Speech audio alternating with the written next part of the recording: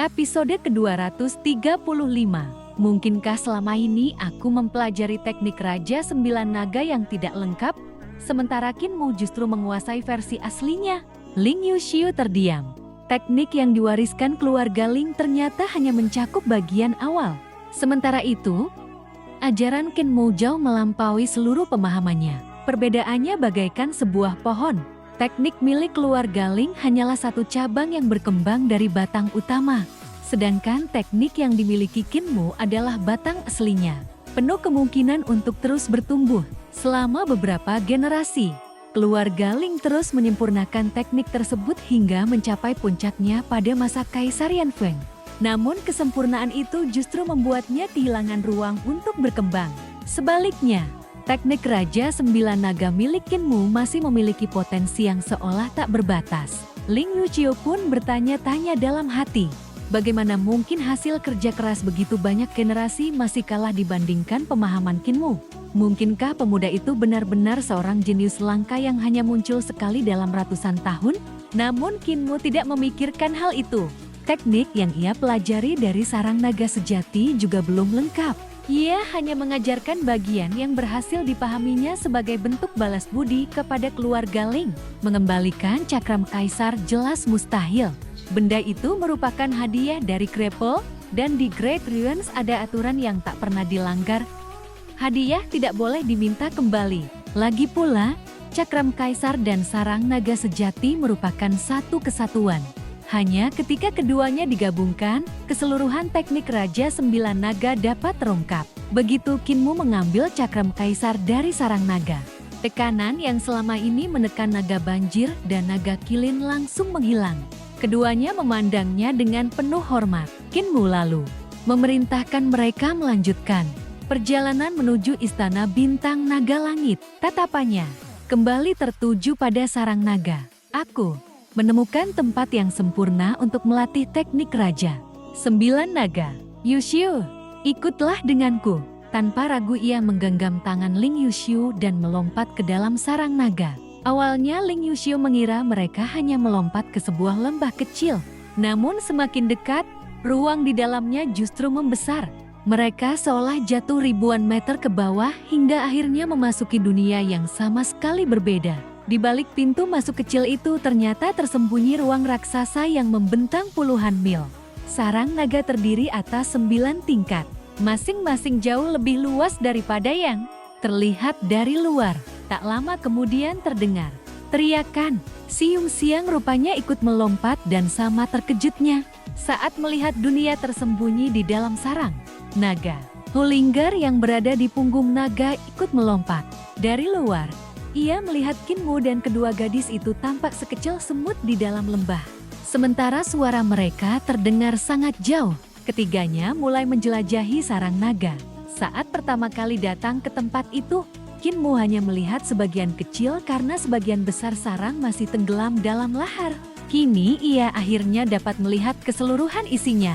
Di dalamnya berdiri pilar-pilar bercahaya, stalaktit, gigi naga raksasa, serta berbagai ukiran kuno yang terus berubah seolah menyimpan hukum langit dan bumi.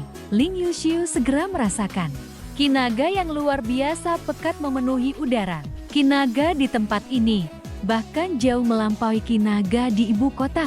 Energinya berasal dari pertemuan seluruh urat naga di Kekaisaran Perdamaian Abadi dan Great Ruins, sehingga kualitasnya berada pada tingkat yang sama sekali berbeda. Berlatih di sini jauh lebih cepat daripada di ibu kota.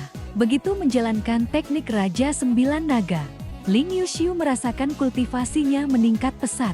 Sementara ki vitalnya menjadi jauh lebih murni. Siung Siang juga mencoba menyerap ki naga menggunakan teknik pengamatan naga dari Great Educational Heavenly Devil Scriptures. Hasilnya membuatnya tercengang. Beberapa saat berkultivasi di sana terasa setara dengan latihan puluhan hari di dunia luar. Bila seseorang mampu tinggal di tempat itu cukup lama, kemajuan kultivasinya akan melampaui orang biasa dalam waktu singkat. Meski begitu, Siung Siang hanya menggeleng. Sayang sekali tempat ini tidak terlalu cocok untuk jalur kultivasiku. Ia lebih berfokus pada Seven Writings of Creation sehingga manfaat yang Diperolehnya tidak sebesar Ling Yuxiu.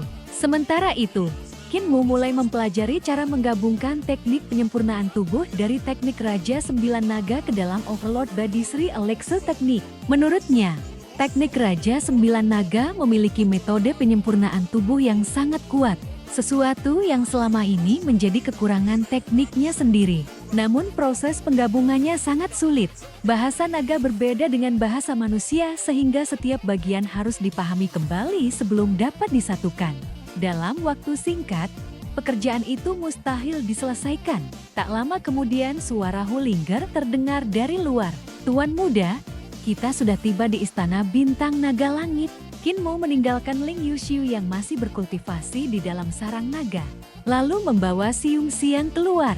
Saat mereka keluar, tubuh mereka perlahan kembali ke ukuran semula. Qin Mu tak dapat menahan kekagumannya. Dragon Riring Safren benar-benar luar biasa. Ia bukan memperkecil sarang naga, melainkan memperkecil ruang tempat sarang itu berada. Kemampuan itu bahkan lebih mengagumkan daripada karung Pao Tiang, menyimpan ruang di dalamnya. Di depan mereka berdiri runtuhan Istana Bintang Naga Langit. Kompleks istana kuno itu kini dipenuhi desa-desa kecil. Di atasnya melayang gunung-gunung batu berwarna hitam, merah, biru, dan berbagai warna lainnya.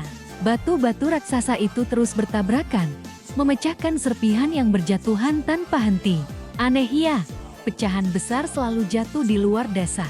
Seolah ada kekuatan tak terlihat yang melindungi para penduduk. Meski telah menjadi runtuhan, istana kuno itu masih menjadi tempat berlindung bagi mereka. Melihat penduduk desa yang mengenakan pakaian sederhana dari kulit binatang, Qin Mu tersenyum lebar. "Dulu aku juga seperti mereka." Si Yung Xiang langsung membayangkan Qin Mu, kecil yang hanya mengenakan pakaian kulit binatang hingga membuatnya hampir tertawa. Qin Mu kemudian bertanya kepada para ketua desa mengenai arah menuju laut konstelasi. Mereka memperingatkannya bahwa tempat itu sangat berbahaya. Pada malam hari, bintang-bintang terus melesat dan bertabrakan sehingga pemandangannya luar biasa indah sekaligus mematikan. Mendengar itu, Qin Mu justru semakin bersemangat. Rombongan segera menuju sebuah jurang raksasa. Di dasar jurang, cahaya putih yang tak terhitung jumlahnya berkelap-kelip seperti langit malam yang dipenuhi bintang. "Indah sekali," seru Hulinger. Namun Siung Xiang merasakan hawa dingin merambat di punggungnya. Bintang-bintang itu sebenarnya adalah batu-batu raksasa yang terus bergerak dan saling bertabrakan.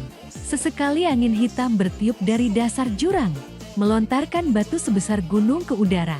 Sebelum menghancurkannya dalam ledakan dahsyat, ia segera memperingatkan Qin Mu.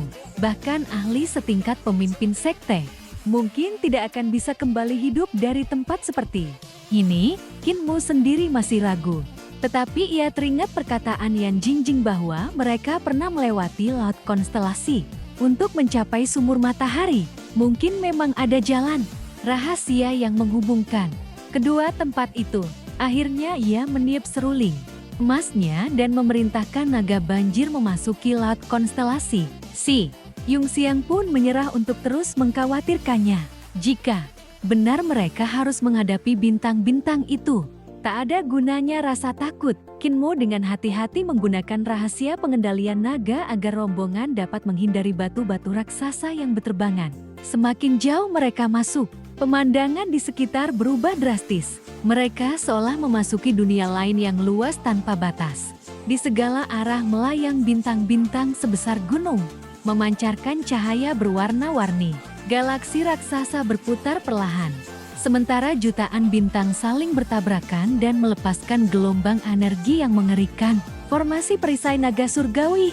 Atas perintah Qin Mu, naga-naga banjir segera membentuk lingkaran pelindung dengan tubuh mereka, menciptakan perisai hidup yang mampu menahan hantaman gelombang energi.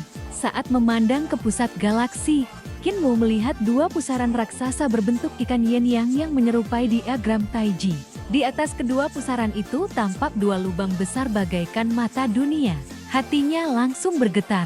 Itu sumur matahari dan sumur bulan. Saat itu juga ia menyadari sebuah kenyataan yang mengejutkan. Laut konstelasi bukanlah tempat buatan melainkan sebuah dunia kecil yang terbentuk secara alami, sebuah alam misterius yang menyimpan hubungan langsung dengan inti Great Ruins.